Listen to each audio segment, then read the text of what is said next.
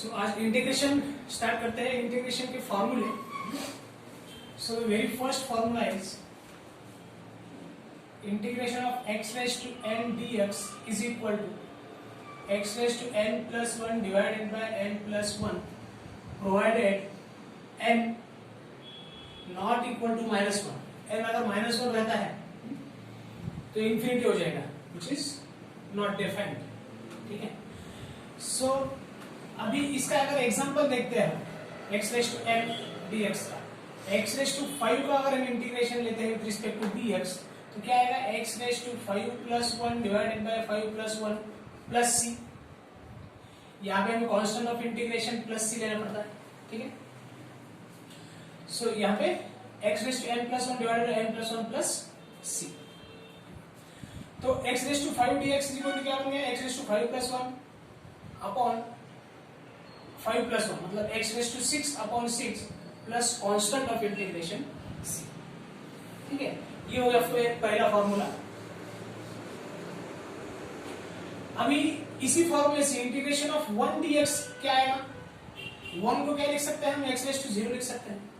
x raised to integration of x raised to 0 dx तो क्या आएगा, n की वैल्यू क्या है यहाँ पे 0 है। सो x raised to 0 plus 1 divided by 0 plus 1 plus c मतलब x by 1 plus c is equal to x plus c। So integration of x raised to or integration of 1 dx or integration of dx is nothing but x plus c। ठीक है। Next second number का formula देखते हैं। Number 2 integration of 1 by x dx is equal to log x plus c। क्यों है ऐसा, क्योंकि derivative of log x is equal to 1 by x। तो डेरिवेटिव उधर चला जाएगा तो integration of 1 by x dx is equal to क्या आएगा, log x आएगा। जैसे मैं बताता हूँ हमेशा के लिए, ये इज इक्वल टू जो है वो ट्रांसफॉर्म करेगा। इधर अगर डेरिवेटिव है तो d by dx उधर चला जाएगा तो क्या बनेगा, इंटीग्रेशन ऑफ dx। ये log x मैंने इधर ही रखा, ये 1 by x as it is into dx। ठीक है। d by dx derivative right hand side में चला गया तो इंटीग्रेशन बन गया। ठीक, इसीलिए integration of 1 upon x dx is equal to log x plus c is equal to log x plus c। ठीक है। So third one is integration of a raised to x dx। तो हमें derivative of a raised to x पता होना चाहिए। उसके लिए d by dx of a raised to x क्या रहता है, a raised to x into log a। ठीक है, ये d by dx उधर चला जाएगा तो क्या बन जाएगा, integration of a raised to x log a into dx। इधर रहेगा सिर्फ a raised to x। तो ये a raised to x is equal to log a integration के बाहर है, इंटीग्रेशन के बाहर आ सकता है a raised to x dx। ये log a left hand side में अगर आएगा तो a raised to x log a is equal to a raised to x into dx integration में। ठीक है। और प्लस c इधर हम फॉर्मूले में लिखेंगे। ठीक है। सो a raised to x dx का इंटीग्रेशन क्या है, फिर a raised to x upon log a plus c, a raised to x upon log a plus c। Getting it? अभी नेक्स्ट है हमारा integration of e raised to x। Number 4 integration of e raised to x dx। अभी हमें क्या पता है, derivative of e raised to x equal to क्या रहता है, e raised to x। तो ये डेरिवेटिव उधर जाके क्या बन जाएगा, integration of e raised to x into dx। इधर क्या बचा, e raised to x। So integration of e raised to x into dx is equal to क्या है, e raised to x plus c। ठीक है। डेरिवेटिव लेफ्ट हैंड साइड का derivative अगर right hand side में चला गया तो क्या बन गया, इंटीग्रेशन ऑफ dx। ठीक है। So integration of e raised to x dx is equal to e raised to x plus c। तो ये आ जाएगा e raise to x plus. उसके बाद है फिफ्थ वाला। अभी हम यहां से ट्रिग्नोमेट्रिक चालू करेंगे। सो यहां से ट्रिग्नोमेट्रिक फंक्शन जो है उसके इंटीग्रेशन हम लेंगे। अपना फॉर्मूला नंबर 5 है, ठीक है। सो हमें पता है d by D x of sine x is equal to क्या रहता है, cos x। तो ये d by D x right hand side में चला जाएगा तो क्या बन जाएगा, integration of cos x dx is equal to sin x plus. तो ये d by D x right hand side में चला गया तो क्या बन गया, integration of cos x dx। इधर लेफ्ट हैंड साइड में क्या बचा, sin x। Therefore integration of cos x dx is equal to sin x plus, ठीक है। उसके बाद 6 क्या है, डेरिवेटिव ऑफ cos x क्या रहता है, माइनस साइन एक्स, ठीक है। तो integration of sine x dx क्या बन जाएगा, minus of cos x plus, ठीक है। कैसे, डी बाई डी एक्स उधर चला गया, इधर सिर्फ cos x बचा, इधर बचा minus sine x into D x. So cos x is equal to minus integration of sin x into dx। sin minus sine बाहर ले लिया, माइनस साइन से पूरे लेफ्ट हैंड साइड में और राइट हैंड साइड में अगर मल्टीप्लाई करते हैं तो ये आ गया minus cos x is equal to integration of sin x dx। So sin x dx का इंटीग्रेशन क्या है, minus cos x plus, getting it. उसके बाद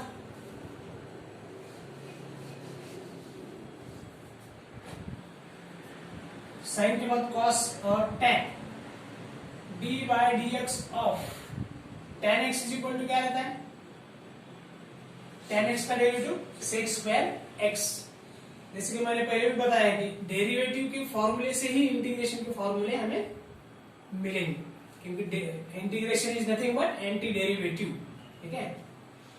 therefore integration of sec square x dx is equal to क्या आएगा, tan x plus, ये d by d x उधर चला गया तो इंटीग्रेशन ऑफ dx बना, integration of dx sec square x को sec square x is equal to क्या बचा लेफ्ट हैंड साइड में, tan x प्लस c। मैंने राइट हैंड साइड में लिखा है tan x plus c। 8th d by d x of tan के बाद cot x, इसका क्या होता है derivative, minus of cosec square x। Therefore, cosec square x dx का इंटीग्रेशन बनेगा minus of cot x plus c, getting it. फिर 9th d by D x of sine cos tan cot sec x is equal to क्या आता है, sec x into tan x। Therefore, integration of sec x into tan x is equal to क्या आएगा, sec x plus। मतलब ये derivative d by d x इधर जाके integration of sec x dx बन जाएगा, sec x into tan x dx। और ये sec x left hand side में ही बचा, तो integration of sec x tan x dx is equal to क्या आ गया, sec x plus c। Constant of integration plus c आएगा। अभी इनडेफिनाइट इंटीग्रेशन में कांस्टेंट ऑफ इंटीग्रेशन जो आता है हमेशा c लिखना पड़ेगा हमें। जब हम डेफिनाइट इंटीग्रेशन लिखेंगे तो उस इंटीग्रेशन की कुछ डेफिनाइट वैल्यू आएगी जिसमें हम c नहीं लिखेंगे, मतलब उस इंटीग्रेशन की जब हम डेफिनाइट इंटीग्रेशन पढ़ेंगे तो उसमें कांस्टेंट ऑफ इंटीग्रेशन लिखने की जरूरत नहीं पड़ेगी, क्योंकि वहां पे डेफिनाइट वैल्यू आएगी इंटीग्रेशन की। अभी जो हम पढ़ रहे हैं वो इनडेफिनाइट इंटीग्रेशन है, तो इनडेफिनाइट इंटीग्रेशन में c ये कांस्टेंट ऑफ इंटीग्रेशन हमें लेना पड़ता है, ठीक है। 9th हो गया। 10th sec x के बाद क्या है, d by d x of sin cos tan cot sec cosec x is equal to क्या रहता है, minus cosec x into cot x. Therefore integration of cosec x into cot x d x is equal to क्या आएगा, minus cosec x plus. ये तो हो गए trigonometric functions के इंटीग्रेशन। डेरिवेटिव से हमने इंटीग्रेशन निकाला, डेरिवेटिव से हमने इंटीग्रेशन निकाला। इंटीग्रेशन के फॉर्मूले ये है, बट कहां से निकाले हमने, डेरिवेटिव के फॉर्मूले से निकाले। ठीक है, सो इसके बाद देखेंगे हम इनवर्स ट्रिग्नोमेट्रिक फंक्शन के इंटीग्रेशंस। सो अभी 11 से, सीरियल नंबर 11 से हम इनवर्स ट्रिग्नोमेट्रिक फंक्शन के डेरिवेटिव हमें पता है, उससे हम निकालेंगे उसके इंटीग्रेशंस। ठीक है, so integration D by D x of sine inverse X क्या है, 1 upon under root 1 minus x square. ठीक है, therefore integration of 1 upon under root 1 minus x square dx is equal to sine inverse x plus C.